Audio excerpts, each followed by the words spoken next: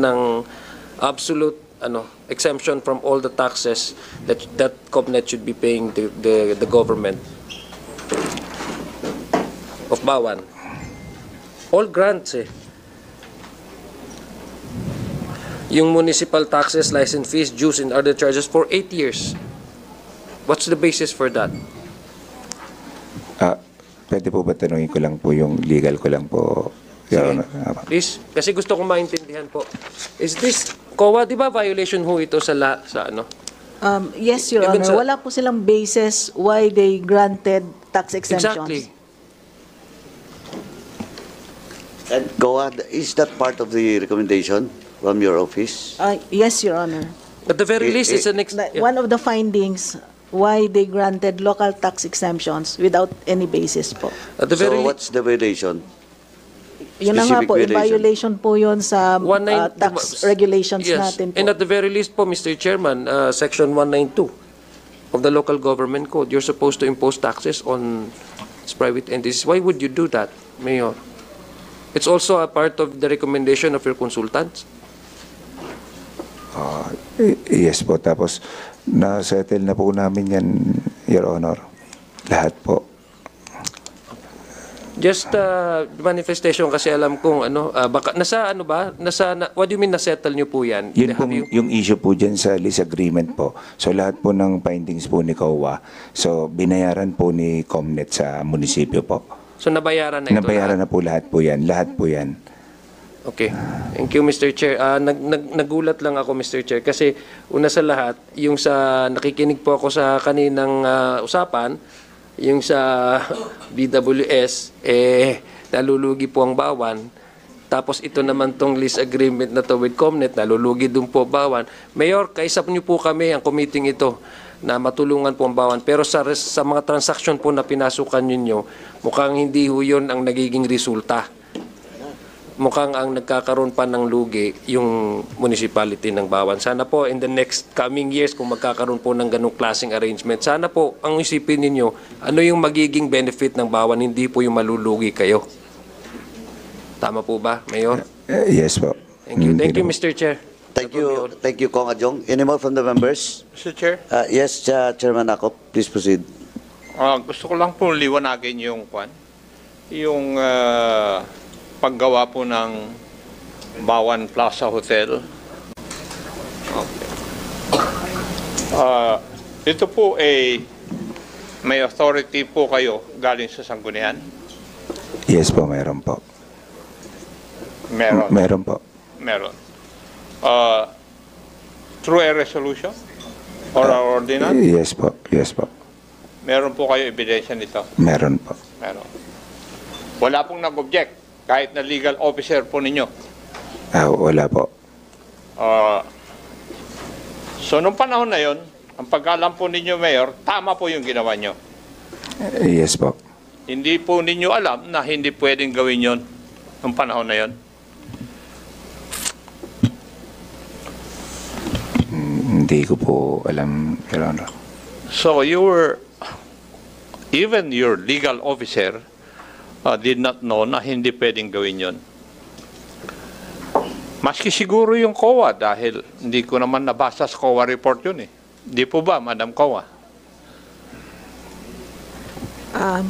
Parang hindi na po na-cover yan sa audit ng Yes. special audit. Kasi pursuant to the Civil Code, Article 420, yung pong basketball court po ay hindi pwedeng ilis hanggat hindi po nyo nako-convert from a property of public dominion to patrimonial property.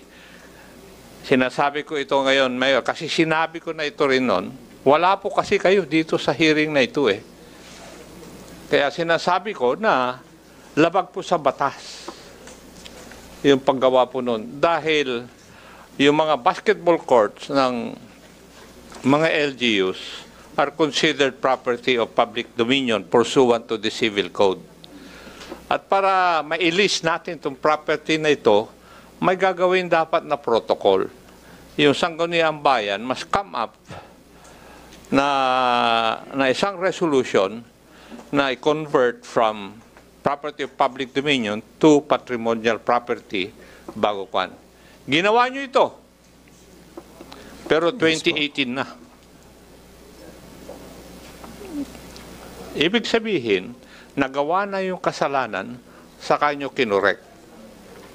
Kasi kung babasahin ko yung resolution ninyo, an ordinance withdrawing from public use that certain parcel of land situated at Barangay Poblacion 2, Bawan, Batangas, with tax declaration number so-and-so, classifying that land to patrimonial property, providing for its use and for other purposes. And your resolution is dated 2018. Ibig sabihin, ginawa nyo na po yung mali, tapos kinokorek ninyo noong 2018, yung mali na ginawa nyo noong 2014. Mayor. Hindi po yata tama yun. Sinasabi ko lang ito para hindi na po ninyo uulitin. Ano po? Kasi maski nga yung report ng COA, wala po ito eh. Pero nung wala po kayo, na-discuss po ito lengthily. Sinasabi ko lang dahil nandito kayo ngayong araw na ito. That would be all, Mr. Chair. Thank you, Mr.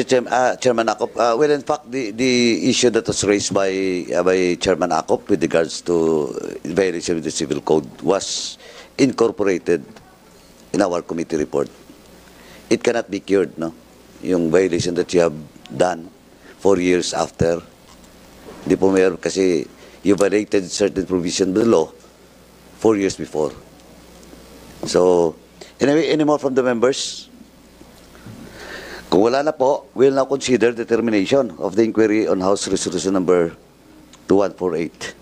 And just a brief, before we terminate the inquiry, just a brief background. On December 18, 2024, Representative Paulo Ortega filed House Resolution number 2148, and the author is present today, directing the Committee on Public Accounts of the House of the Representatives to conduct inquiry in aid of legislation into alleged misuse of public funds and properties and irregularities in the operations of the office of the Mayor and Vice Mayor of the Municipality of Buwan, Batangas, under Mayor Ryan M. Dolor.